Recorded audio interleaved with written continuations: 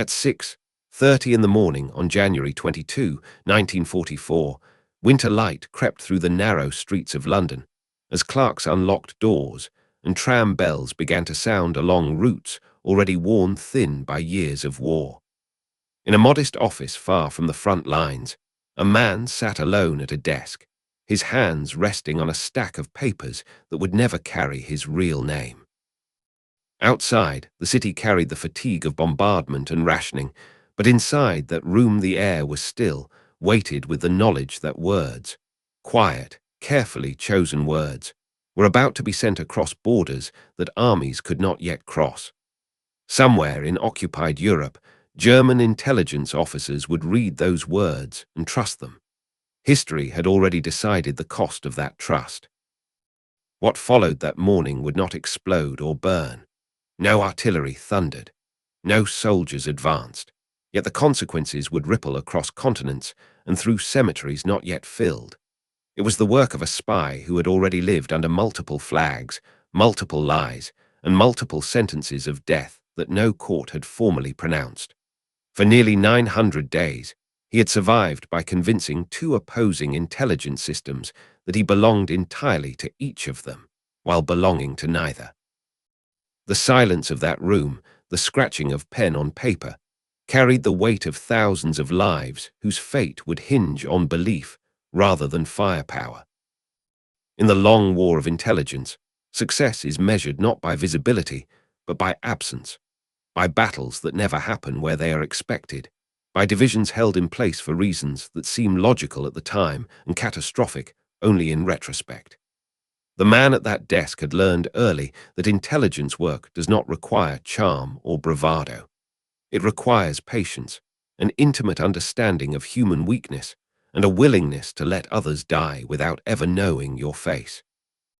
As you listen, if you value this kind of sober, unembellished history that refuses spectacle and demands attention, consider following the work of WW2 Breakdown, where the war is examined not as legend, but as consequence. The world that produced this deception was already fractured beyond repair. By early 1944, Europe had been under German occupation for years, and the Axis war machine, though strained, remained lethal. The Allied powers, bound by necessity rather than trust, were preparing an invasion whose failure would prolong the war indefinitely. Every landing craft, every fuel depot, every division massed in Britain represented both hope and vulnerability. The Germans knew an invasion was coming. The Allies knew the Germans knew. What neither side could afford was certainty. Into that space of uncertainty stepped a civilian with no formal training in espionage, no military rank, and no ideological devotion strong enough to anchor him safely to one side. His earlier life had been marked by dislocation and frustration, shaped by the political violence of Spain and the moral exhaustion that followed civil war. He did not enter intelligence out of patriotism or ambition, but from a corrosive sense that the forces reshaping Europe were indifferent to ordinary human survival. This was not the romantic beginning often assigned to spies in popular memory. It was smaller, colder, and more personal. German intelligence first encountered him not through daring infiltration, but through paperwork. Files were opened, codes assigned, reports assessed. What impressed the Abwehr was not brilliance but plausibility. His early communications were uneven, cautious, sometimes wrong in ways that felt authentic. He understood that perfect information invites suspicion, while flawed information builds credibility. Each small error was a calculated investment in long-term trust. By the time British counterintelligence became aware of him, he was already embedded deeply enough that removing him would have been more dangerous than controlling him. What followed was one of the most sustained and complex acts of deception in the history of warfare. British intelligence did not invent his lies, they refined them. They did not silence his German handlers, they encouraged them. A fictional network of subagents began to grow on paper, dockworkers, clerks, soldiers on leave, each one carefully placed in geography and routine. None of them existed. All of them would be mourned by German officers when they were later reported killed in air raids that conveniently explained their silence. This was not a game played against an abstract enemy. The officers reading those reports were professionals, many of them experienced, some deeply skeptical. They cross-checked details, compared timelines, weighed probability. Each message sent was a risk. Too slow, and suspicion would grow. Too fast, and authenticity would collapse. The spy at the center of it all lived under constant threat, not only of discovery, but of irrelevance, which in intelligence work can be just as fatal. Beyond the offices and cipher rooms, the war ground on with merciless consistency. Trains carried deportees eastward. Cities burned under strategic bombing. Soldiers froze in trenches and drowned in seas not yet named in history books. The deception unfolding in quiet rooms did not stop these realities. It redirected them. That redirection would save lives in one place and cost them in another. There would be no clean accounting. As winter moved towards spring in 1944, the information being fed to German intelligence began to harden around a single idea. The coming invasion would not land where the Allies actually intended to strike. Entire phantom armies were described in southern England. Commanders who would never exist were assigned reputations. Logistics that led nowhere were meticulously documented. The Germans listened, not because they were fools, but because the story aligned with their own fears and assumptions. By the time the man at the desk finished his work that January morning, the machinery of belief was already in motion. He folded the papers, passed them along channels that would dissolve his handwriting into coded fragments, and returned to anonymity. There was no moment of triumph, only the knowledge that if the lie held, the war might end sooner, and if it failed, no one would ever know how close it came to succeeding. The room emptied. London continued its day. Across the Channel, preparations continued under a false picture of reality that felt increasingly solid to those who trusted it. The deception was no longer an experiment. It was a commitment whose consequences could not be recalled. The roots of the deception stretched back years before that winter morning, into a Europe already tearing itself apart. The man who would later be known to British intelligence by a code name borrowed from theatre was born into instability, shaped by political extremism that punished neutrality as harshly as opposition. Spain's civil war had taught him that ideological certainty often masked cruelty, and that survival sometimes required silence rather than allegiance. When that war ended, he carried with him a hardened skepticism toward all grand causes, Allied or Axis alike. As Germany's influence expanded across Europe, intelligence agencies scrambled to build networks faster than they could vet them. The Abwehr, responsible for German military intelligence, operated under pressure from both battlefield demands and internal political scrutiny. They needed sources who could report from Britain, and they needed them quickly. It was into this institutional hunger that the future double agent inserted himself, offering access he did not truly possess and information he could plausibly fabricate.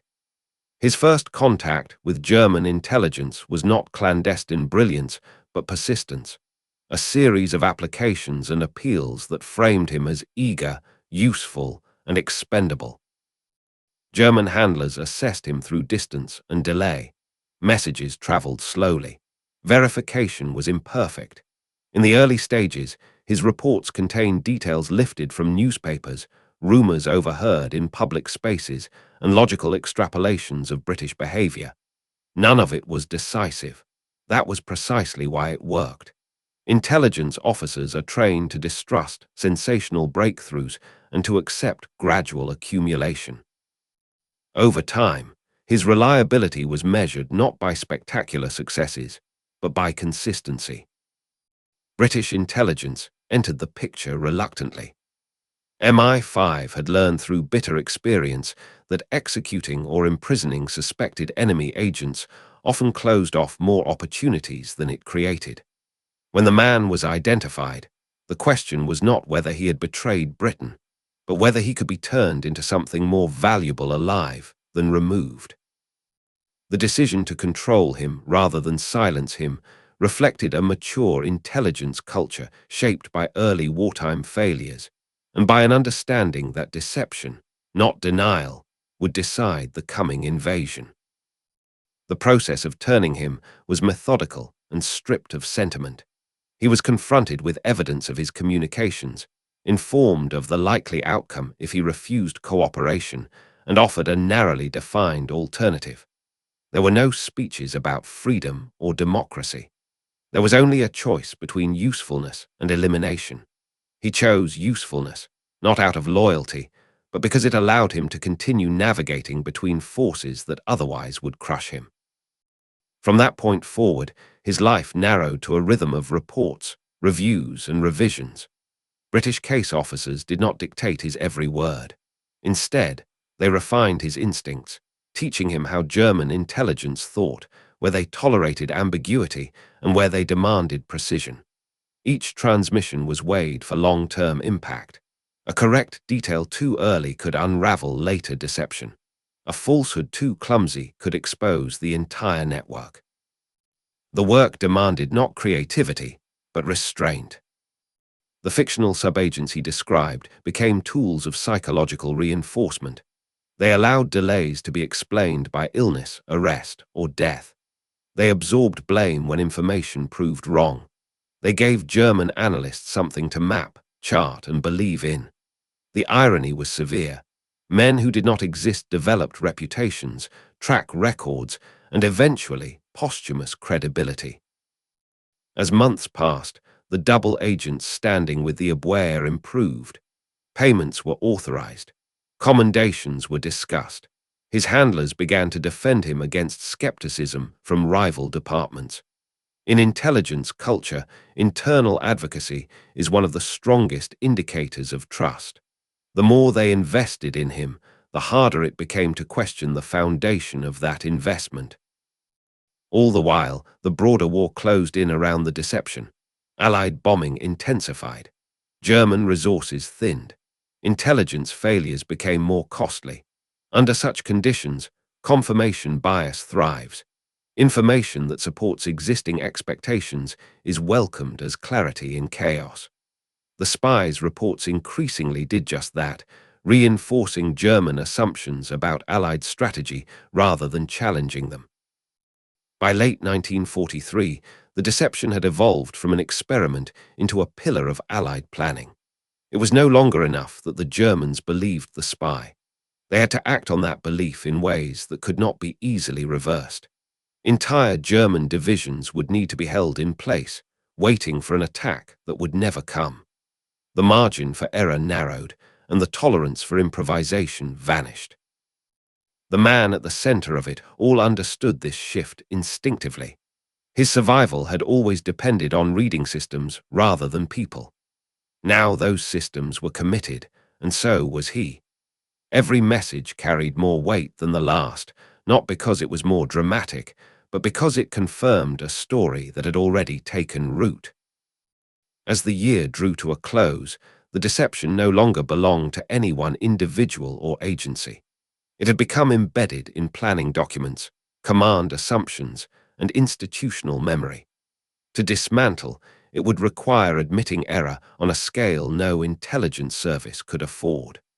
The lie had matured into reality for those who relied on it. By the opening weeks of 1944, intelligence had ceased to be a peripheral concern and had become the quiet center of Allied strategy. The invasion of Western Europe was no longer a hypothetical future event, but a logistical inevitability, measured in tides, moon phases, and the slow accumulation of men and machines along Britain's southern coast. Every German reconnaissance flight, every intercepted radio transmission, every diplomatic whisper fed into a contest over perception. In this contest, the double agents' reports functioned as a stabilizing force for German expectations, assuring them that what they feared most was also what they already believed. German High Command did not operate as a single, coherent intelligence consumer. Information flowed unevenly between branches, filtered by rivalries and ideology. The Abwehr, already weakened by political distrust from the Nazi leadership, fought to maintain relevance. Reports from trusted agents were not simply data. They were evidence that the organization still mattered. The spy's communications thus served an institutional need as much as a strategic one. To doubt him was to doubt the competence of those who vouched for him. Within Britain, the deception effort expanded beyond individual messages into a coordinated architecture. False radio traffic filled the airwaves. Inflatable tanks appeared in fields. Units trained conspicuously where they would never deploy. Yet all of these measures depended on human confirmation. Material deception without human intelligence risks being dismissed as theater. The spy's role was to interpret what German analysts saw, to explain away inconsistencies, and to translate visual cues into reassuring narrative. This translation required constant calibration.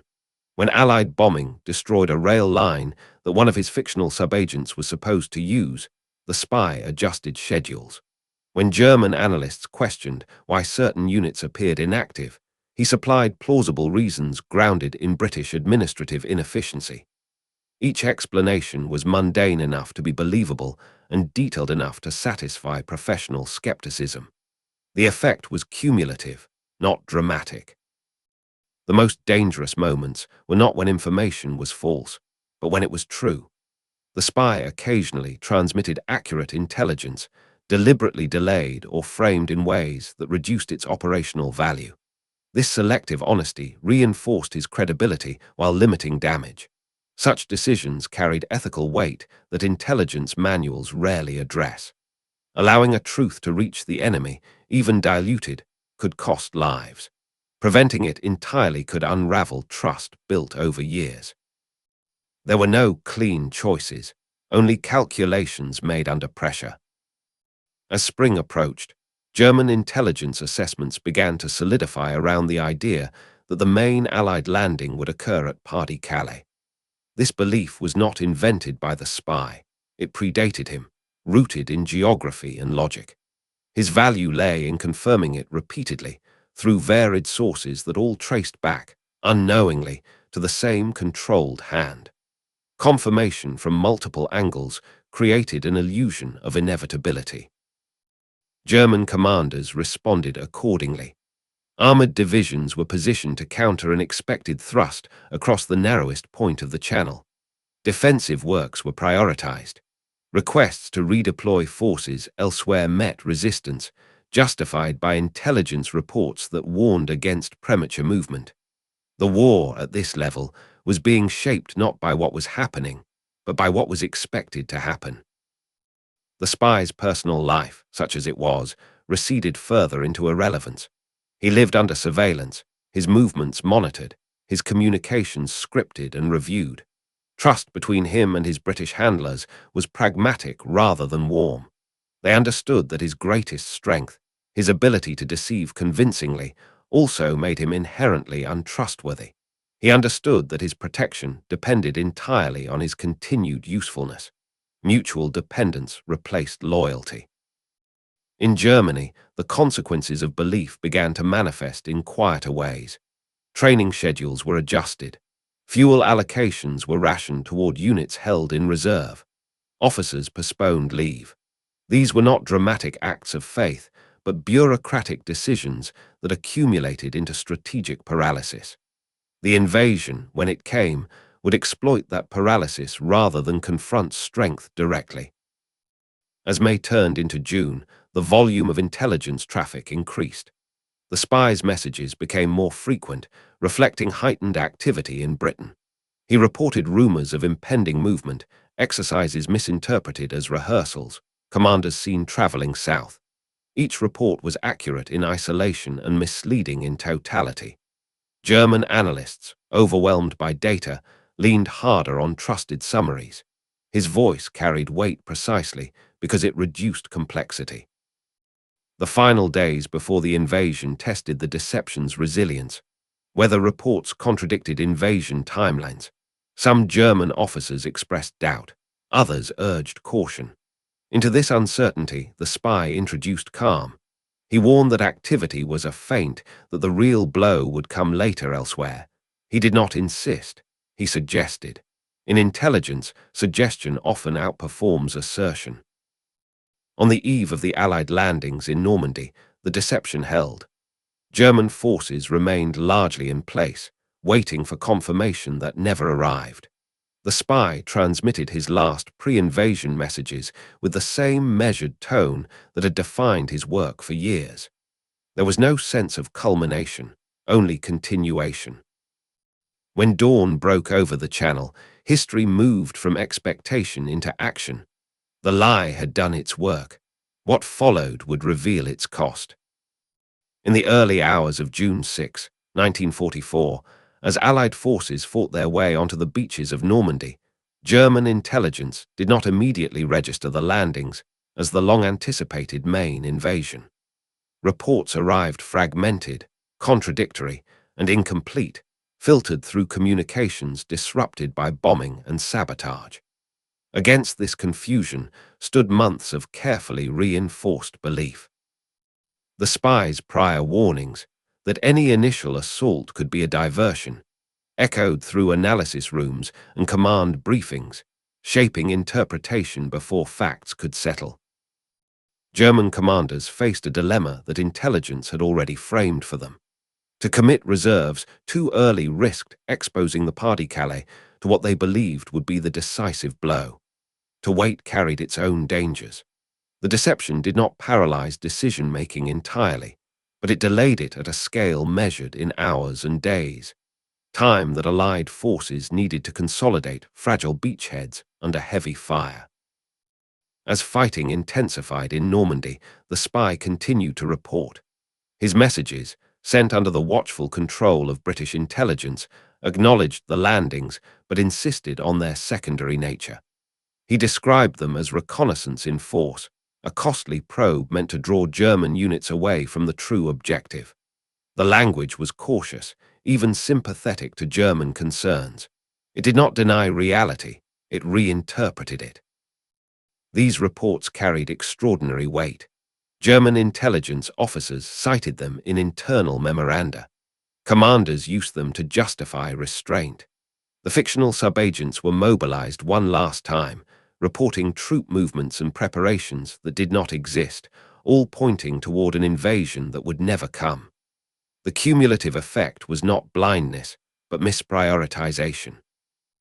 On the ground in Normandy, the consequences were immediate and lethal. Allied soldiers fought without the full weight of German armored divisions pressing against them in the first critical days. Some German units did engage fiercely, inflicting heavy casualties. Others waited, held back by orders shaped by intelligence assessments that now proved disastrously wrong. The absence of certain divisions did not guarantee Allied success, but their delayed arrival narrowed German options beyond recovery. For the spy, the days following the landings represented the most dangerous period of his career. Success increased scrutiny. German intelligence intensified efforts to verify information, aware that deception was possible but unable to identify its source. His credibility, built over years, shielded him even as doubts spread. The very scale of the deception worked in his favor, acknowledging it would require admitting systemic failure. British intelligence, too, felt the strain.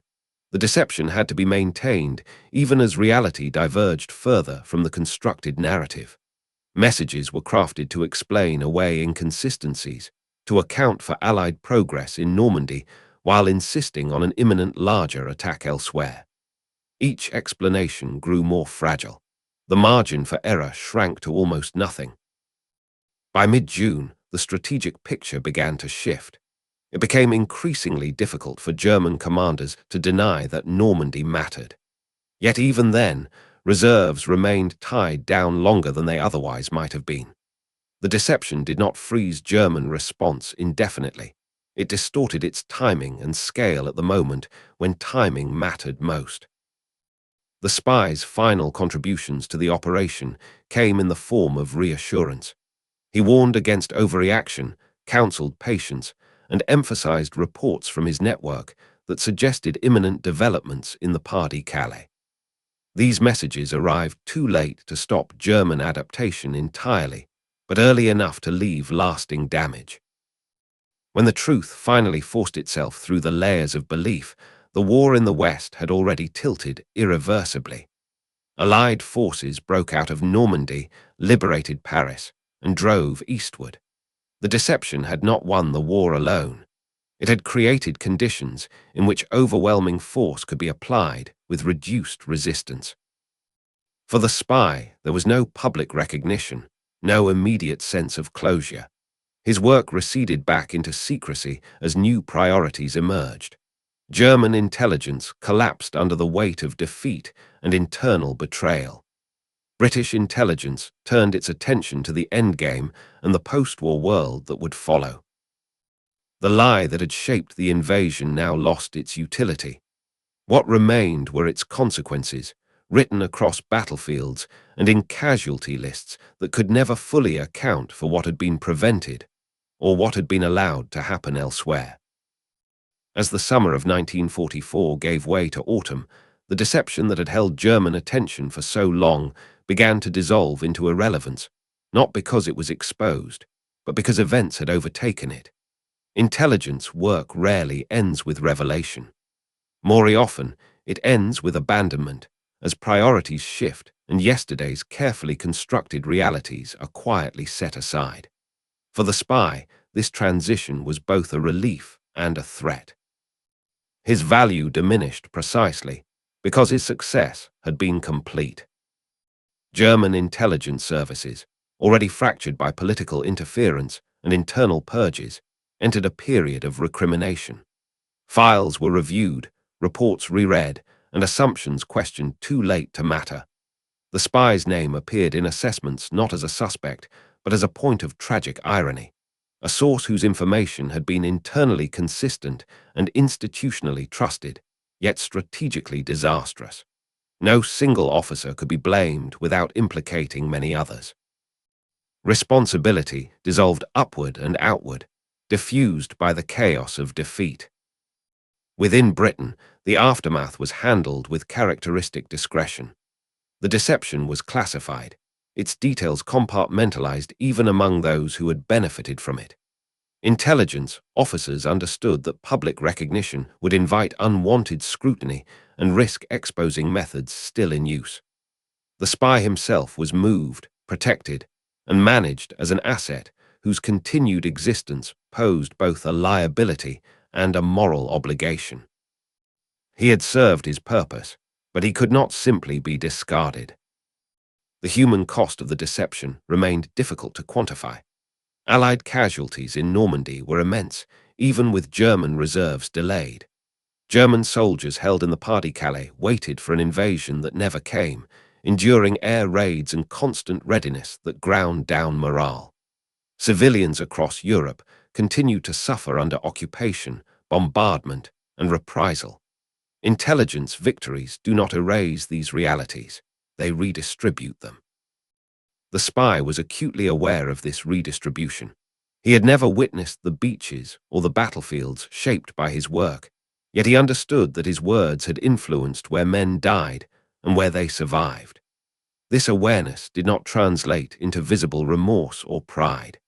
It settled into a quieter burden, one shared by many who operate at a distance from violence yet cannot escape its consequences. As Allied armies advanced into Germany, intelligence priorities shifted toward occupation, reconstruction, and the looming tension between former allies. The skills that had enabled deception against a common enemy were now viewed with suspicion in a world dividing into new camps. The spy's future became uncertain again, not because he was exposed, but because he belonged to a category of person the post-war order struggled to accommodate. German intelligence officers who survived the war faced interrogation, trial, or obscurity. Some recognized the deception only in hindsight, reconstructing how plausible assumptions had been exploited. Others never fully accepted it, attributing defeat to overwhelming force rather than manipulated belief. The spy's role remained largely invisible, folded into a broader narrative of failure that resisted simplification. For British intelligence, the operation became a case study in controlled deception, taught quietly and selectively. It reinforced lessons about human psychology, institutional bias, and the dangers of overconfidence. Yet it also raised uncomfortable questions about accountability. Deception at this scale required not only lying to the enemy, but also withholding truth from allies, commanders, and sometimes even one's own conscience. The spy lived on under an assumed identity, his wartime significance known to only a handful. He received honors that could never be publicly explained and protections that could never be publicly justified. His survival depended on the same invisibility that had defined his work. In a sense, the war never fully ended for him. It simply changed form. As Europe emerged from the ruins, monuments rose to soldiers and victims, not to those who manipulated belief in quiet rooms. Intelligence left no ruins of its own, only altered trajectories. The spy's legacy, like the deception itself, existed in the negative space of history, in what did not happen, in forces that arrived too late, in decisions delayed just long enough to matter. In the years immediately following the war, Europe confronted the task of explaining catastrophe in terms that could be endured. Trials assigned guilt. Memorials fixed grief in stone. Official histories sought coherence where experience had offered none. Intelligence, by contrast, remained largely absent from public reckoning.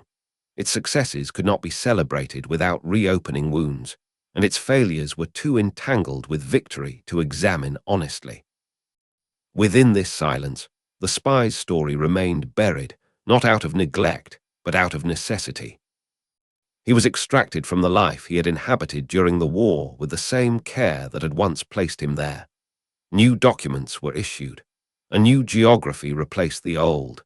His death was staged convincingly enough to satisfy lingering German interest, allowing him to disappear into anonymity. This disappearance was not liberation. It was containment. Intelligence services understood that a man who had successfully deceived two opposing systems represented both an achievement and a risk. His continued existence had to be managed as carefully as his wartime communications had been. Post-war debriefings revealed the full extent of the deception only in fragments. Analysts reconstructed timelines, compared intercepted messages, and traced how assumptions had hardened into doctrine. The spy's reports, preserved in archives, read differently in retrospect. What had once appeared cautious now seemed precise. What had been dismissed as mundane emerged as strategically decisive. Yet even with access to the full record, it was difficult to isolate cause and effect. War does not move in straight lines, and intelligence rarely produces outcomes that can be cleanly attributed. Among Allied planners, the deception provoked unease as much as pride. It had succeeded because it aligned with German expectations, but those expectations had been shaped by Allied behavior as well. The line between manipulation and mutual misinterpretation proved thin. Some officers questioned whether reliance on deception had encouraged overconfidence in planning, masking risks that could easily have turned catastrophic.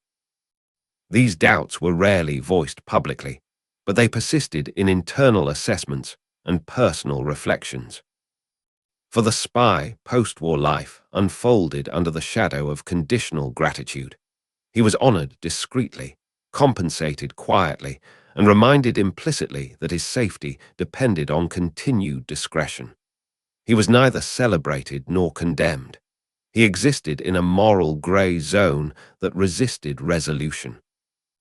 His actions had contributed to shortening the war in the West, yet they had also prolonged suffering elsewhere by diverting attention and resources in ways that benefited some populations at the expense of others. The emerging Cold War complicated matters further. Intelligence services that had cooperated against a common enemy now regarded each other with suspicion. Methods once praised became liabilities. Deception on a grand scale, previously justified by existential threat, now raised fears of escalation and miscalculation in a nuclear age. The spy's experience became less a template to be repeated than a cautionary example of how belief can be weaponized beyond control. German officers who later reflected on the deception often emphasized systemic failure rather than individual betrayal. They noted how institutional pressures, ideological rigidity, and competition between agencies had created an environment ripe for manipulation. In doing so, they inadvertently underscored the spy's achievement. He had not exploited a single weakness, but a network of them, woven together by human need for coherence amid chaos. As archives slowly opened decades later, historians began to piece together the story with greater clarity. Survivor testimony, declassified files, and intercepted communications converged to reveal a deception sustained not by brilliance alone, but by discipline and patience. The spy emerged not as a master manipulator in the theatrical sense, but as a technician of trust, skilled at maintaining credibility over time rather than delivering dramatic coups. This reframing stripped away romance and left discomfort in its place.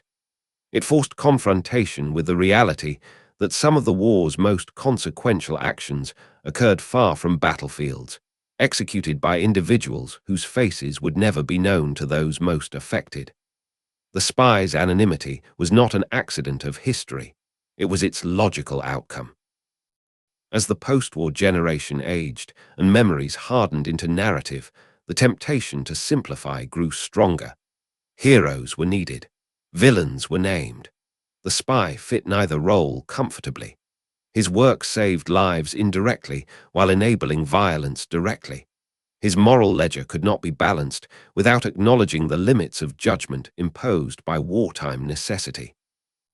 As the 20th century progressed, the story of the deception surfaced only in fragments, often distorted by the very forces it had once exploited. Popular accounts gravitated toward intrigue and cleverness, framing the spy as a trickster who outwitted his enemies through audacity. Such portrayals missed the essential truth. The deception did not succeed because it was bold, but because it was patient, bureaucratic, and deeply embedded in systems that rewarded conformity over doubt. Historians examining the case with access to fuller records encountered a more unsettling picture. The spy's greatest asset was not personal brilliance, but his ability to disappear into institutional processes. His reports matched the tone, structure, and limitations of professional intelligence writing. They did not challenge assumptions, they affirmed them. In doing so, they reveal how intelligence failures often arise not from lack of information, but from too much information interpreted through a narrow lens. The moral ambiguity of the operation became harder to ignore with temporal distance. While the deception contributed to Allied success in Western Europe, it also delayed German recognition of defeat, prolonging fighting in some areas and contributing indirectly to continued suffering. Intelligence victories, unlike battlefield victories, do not offer clear lines between cause and effect. They trade certainty for probability, lives for time. Veterans and survivors rarely spoke of intelligence operations, not because they were unaware of them, but because their impact was abstract compared to immediate experience. For those who landed on beaches or endured occupation, the reasons behind German decisions mattered less than the reality of violence. The spy's work intersected with their lives invisibly, shaping conditions without offering explanation or solace. Within intelligence communities, the operation became a reference point for both capability and restraint. It demonstrated what could be achieved through sustained deception, but also highlighted the ethical erosion that can accompany such efforts. Maintaining a lie over years requires suppressing empathy normalizing manipulation, and accepting responsibility without recognition. These demands leave marks that are rarely recorded. The spy himself lived long enough to witness partial disclosure of his actions, sanitized for public consumption. He saw his story retold in ways that emphasized ingenuity while downplaying cost. This reframing did not erase the internal accounting he carried. Survival had required adaptation to moral ambiguity, but it did not eliminate awareness of consequence. There is no evidence of triumph in his later reflections, only acknowledgement of necessity. As intelligence practices evolved in the late 20th century, technological advances promised greater certainty.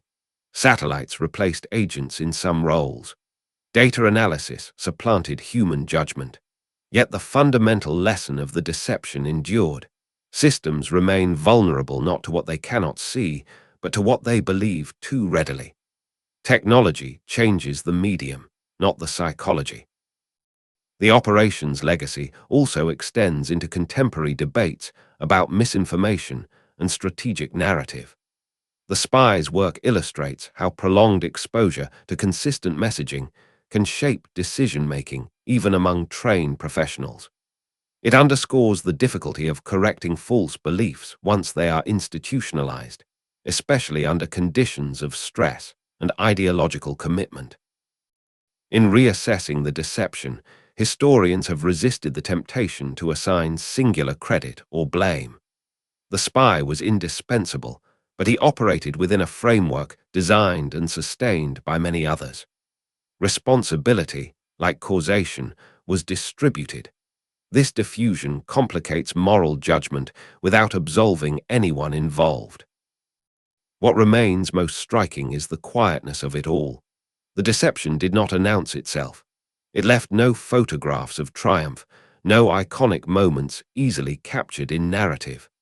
Its success was measured in delays, hesitations, and misallocations, negative spaces where alternative outcomes might have unfolded. By the time the full contours of the deception emerged, the world that had produced it no longer existed. The Second World War receded into memory as new conflicts claimed attention, yet the structures of belief and mistrust shaped during those years persisted. The spy's work became a lens through which later generations examined not only wartime intelligence, but the broader mechanics of power in moments of existential fear. Modern historians, freed from wartime urgency but constrained by incomplete records, have emphasized how ordinary the deception was in execution. It relied on schedules, forms, and habits rather than daring improvisation. This ordinariness is what makes it unsettling. The spy did not overpower his adversaries. He cooperated with them. He allowed their procedures to carry his lies forward with institutional momentum. In doing so, he revealed how large systems can become complicit in their own misdirection. The ethical reckoning remains unresolved. Some argue that the deception saved lives by enabling a faster Allied breakthrough and shortening the war in Western Europe. Others point to the suffering prolonged elsewhere, to civilians caught in the machinery of reprisal and attrition while armies waited in the wrong places. Both assessments can be true simultaneously. War does not offer moral clarity, only competing harms weighed under pressure. The spy's personal reckoning never became public doctrine. He did not write a manifesto or seek absolution. His life after the war suggests neither pride nor regret as dominant emotions, but endurance. He lived with the knowledge that his most consequential actions would always be known incompletely and judged unevenly. This is the burden of intelligence work conducted at scale. Its effects outlast its explanations. In contemporary discussions of information warfare, the deception has gained renewed relevance. Analysts draw parallels between wartime intelligence manipulation and modern campaigns of strategic misinformation. The technologies differ, but the vulnerabilities remain consistent. People, even experts, seek coherence. They favor narratives that confirm existing expectations. Sustained exposure to plausible falsehoods can shape behavior more effectively than force. What distinguishes the wartime deception is its intimacy. It was not broadcast broadly, but delivered personally, through channels that implied trust and responsibility. The spy's success depended on relationships cultivated over time, on credibility maintained through restraint. This contrasts sharply with the volume-driven misinformation of the modern era, yet the underlying psychology is shared. As archives continue to open and scholarship deepens, the story resists closure. Each new document clarifies mechanics while complicating judgment. The spy emerges neither as a hero nor as a villain, but as a functionary of necessity in a system that demanded moral compromise as the price of survival. His actions cannot be separated from the context that made them possible, and in some sense, inevitable. The legacy of the deception ultimately lies not in its cleverness, but in its exposure of limits, limits of rationality, of oversight, of ethical certainty under extreme conditions. It challenges comfortable narratives about control and intention, reminding us that outcomes often hinge on what is believed rather than what is true. As the distance from the war grows, the temptation to reduce its complexities into instructive anecdotes intensifies. Yet the spy's story resists simplification precisely because it lacks a clean moral arc. It offers no reassurance, only insight into how easily perception can be guided and how costly such guidance can become. The final significance of the deception lies not in its ingenuity, but in what it reveals about human decision-making under pressure. German commanders did not fail because they lacked intelligence. They failed because intelligence arrived wrapped in familiarity, reinforcing what already seemed reasonable. The spy's success rested on an uncomfortable truth. Most catastrophic errors are not born of ignorance, but of confidence. For the Allies, the operation remains a reminder that victory achieved through manipulation carries obligations beyond celebration. The deception worked because it accepted moral compromise as unavoidable. It required individuals to suppress doubt, to accept indirect responsibility for suffering they would never witness, and to trust that the alternative would have been worse. These are calculations made not in abstraction, but in rooms where outcomes cannot be paused for reflection. The spy himself fades from the historical record as quietly as he entered it. He did not reshape the post-war world, nor did he seek to justify his actions publicly. His role ended when belief was no longer needed. What endured was the pattern he exposed, that large systems, driven by urgency and fear, can be guided gently toward error without ever realizing they are being led. In an age increasingly defined by information saturation, this lesson carries weight. The mechanisms that allowed a single individual to misdirect two vast military alliances were not unique to the 1940s. They persist wherever authority relies on trusted intermediaries and where speed is valued over skepticism. The deception of the war was personal and controlled, but its implications are systemic and ongoing. To understand this history is not to admire it.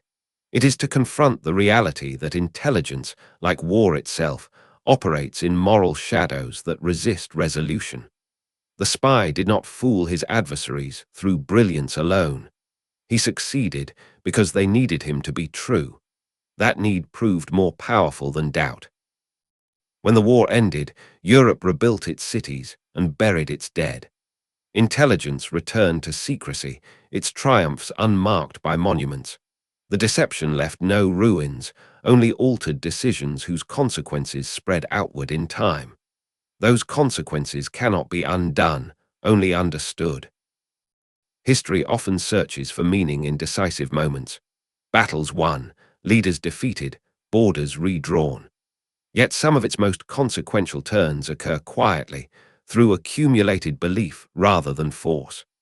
The spy's work reminds us that the course of war can hinge on trust misplaced and narratives sustained long enough to become reality. To look directly at this story is to accept discomfort. It offers no moral purity, no reassuring lesson, only a clearer view of how fragile certainty becomes under strain. In that clarity lies its value, not as inspiration, but as warning.